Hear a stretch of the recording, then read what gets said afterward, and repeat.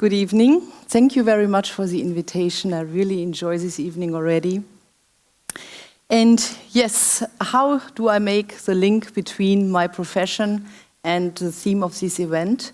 In fact, I have chosen the title "Can't Wait for It," subtitle "What a Difference the Time Makes." And I brought a little bit of a surprise with me, my little treasure box. And I will talk more about that in a few minutes. So far, I put it here. That's why I needed the chair.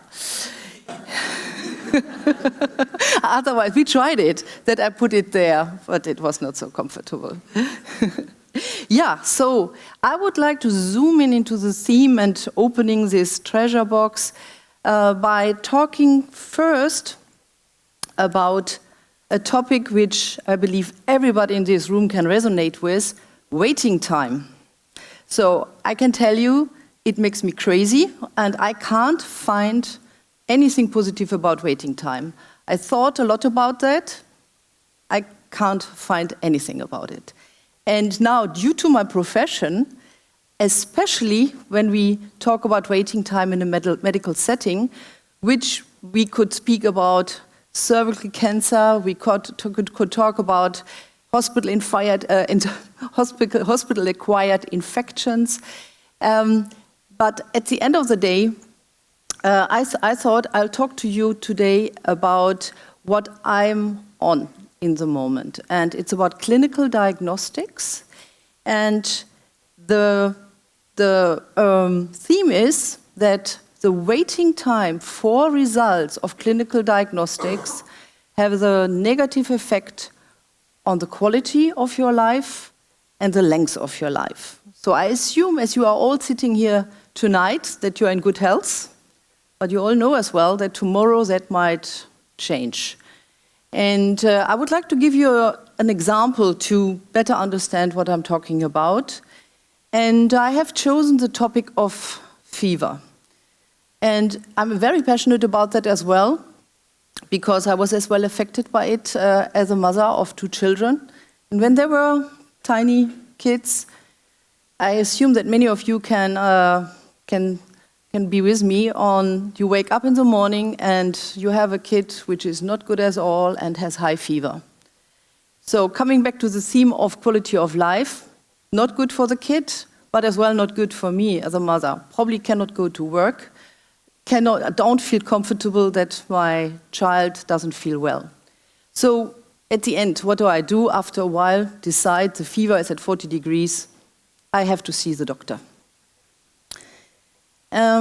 What is happening in a general practitioner, even if you decide you go during the weekend, maybe in an emergency room of a hospital, what is happening in this situation? The physician is doing a physical exam. And with a child with high fever, the likelihood that this is an infection is very high.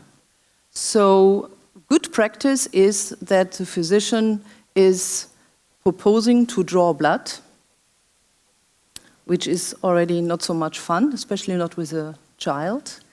And what they tell you is, let's wait for the blood test results. Go home and call tomorrow, and then we will see what we do and how we treat the child. And by the way, I do not criticize this, not at all. That is good practice. If there is no life-threatening situation, it's good practice to wait for those test results. But at the end of the day, I don't feel good about it. I thought you might be interested to know what is happening with the blood. And I took the example here from Belgium, and there are a few other countries in the world where this is happening exactly the same. So the blood was drawn. Somebody comes into the office of your doctor and picks it up, brings it to a central laboratory, and as soon as the blood arrives in that laboratory, it is put into a big rack, as you can see, with many, many other tests. The information about the patient are tracked into an information system, and I think in the meantime, very good measures are taken place that the blood and the name of your kid are really well connected so that there is no wrong result coming because the sample was intermixed. In fact, that happened in the past years. When I started my career, that happened. This is very, very safe now these days, and the efficiency of these laboratories is tremendous, and therefore I have chosen as well to show you how an analyzer and how big laboratories look like these days.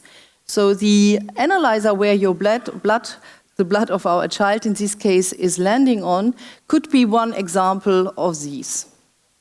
This instrument has the size of everything here around me, from the chair to the screen, so high. And as you can see in the picture below, there are laboratories in the world which are so large they look like fabrics. This is, if I'm not wrong, one of the biggest laboratories in the world in Brazil, where thousands and thousands of tests per day are done. And when you centralize these tests, this is really great, and I spent most of my time on that, to have the efficiency within the laboratory, to bring the time down, time per test down, to minutes even. But the issue is still that you have to transport the specimen, and as large as the labs are, the distance to the patient is becoming even larger.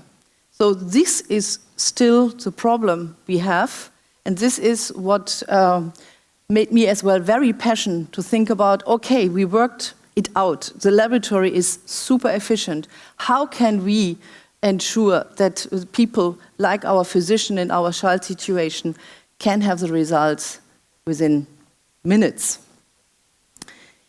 Now, as I said before, I'm now back with my child at home while the blood of our child is in the lab, everything is doing well.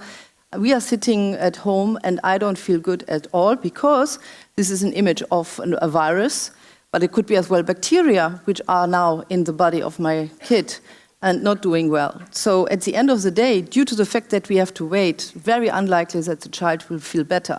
So the evening, and especially the night, at least I had that experience, very bad. Quality of life. And unfortunately, in very rare cases, but it happens, unfortunately, there is as well a risk that the kid could die during the night. There are bacteria, they act very fast. And it's not always that you can predict that this organism is in your child. So therefore, this implication as a microbiologist, you can imagine that I have not spent any minute to sleep during those nights. So, coming to the solution. And during the introduction, you heard already that since February, I'm living here in Leuven, working here in Belgium. And this is because I met great people, and they suggested that they have great solutions at their hands. And I wanted to give you credit to a few of them, and they only represent a minimum amount of people. There are so many more which should be here on this page. On the top left, you see Luc van den Hove, CEO of IMEC, and to the right, Peter Peumans, VP Life Science, as well at IMEC. For the ones who don't know IMEC, you can be really proud on that. It is a world-recognized research organization in the area of semiconductor nanoelectronics. The world visits Leuven because of IMEC, and these gentlemen had the idea to leverage this technology which you have here today with you in your mobile phones, in the laptops, in your washing machine, the self-driving cars, all of that is in the future coming. And Bob Bollinger is the professor at the University of Johns Hopkins in Baltimore, and he's there at the medical school. So the gentlemen from Leuven realized very soon, if we want to work with this great idea, we cannot work without medical knowledge. So they brought these ideas together, these skills and capabilities together, and have developed a very, very powerful concept. This concept convinced gentlemen from Belgium, Mark Kucke, Michel Ackermans, and Roald Boré, on the bottom line, to invest enough money to create a company which I'm leading since February. And the idea is now to bring the research work to the market. And everything is based on nanotechnology. It's tiny, tiny volumes and measures.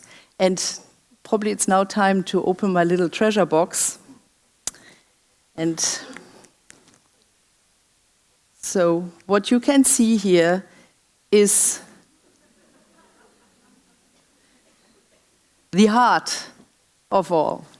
You may remember the machine I showed you before. That machine can process thousands of samples. This can process one sample, but it's not such a machine. So you can do it anywhere, at any time, where you need it. So that makes here the big difference. And it's not about eliminating these big laboratory machines, not at all. They are very important. You don't need always fast results. But for the example which we just talked about, that chip will make a difference. It will be embedded in plastic. There will be as well some stuff around it, but this will be the heart of it. And for the people who can't see that because I'm too far away from you, I brought as well here a picture of an example which looks a little bit different.